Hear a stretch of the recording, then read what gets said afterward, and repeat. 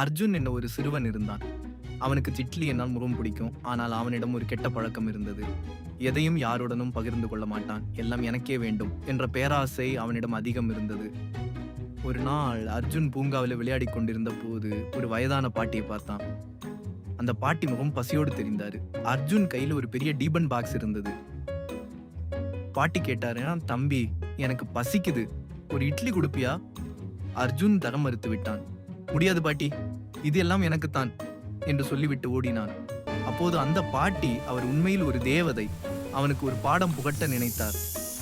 சரி அர்ஜுன், இன்னும் முதல்ல நீ எதை தொட்டாலும் அது தங்க இட்லியா மாறிடும் என்று வரம் கொடுத்தார். என்ன நடந்தது?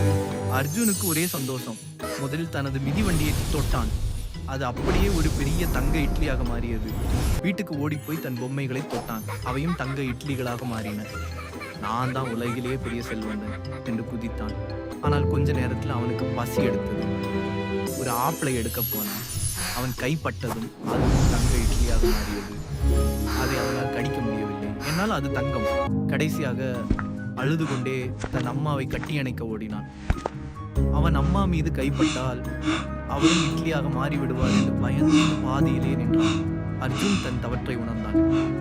பாட்டி, எனக்கு தங்கம் வேண்டாம், என் அம்மாவும் நண்பர்களும் தான் வேண்டும். பேராசைப்பட்டது தப்பு என்று அழுது வேண்டினான். பாட்டி தோன்றி சாபத்தை நீக்கினார். அன்று முதல் அர்ஜுன் எதையும் பகிர்ந்து கொள்ளும் நல்ல பையனாக மாறினான். Eat well, everyone. There's plenty for all of us. Thank you, dear.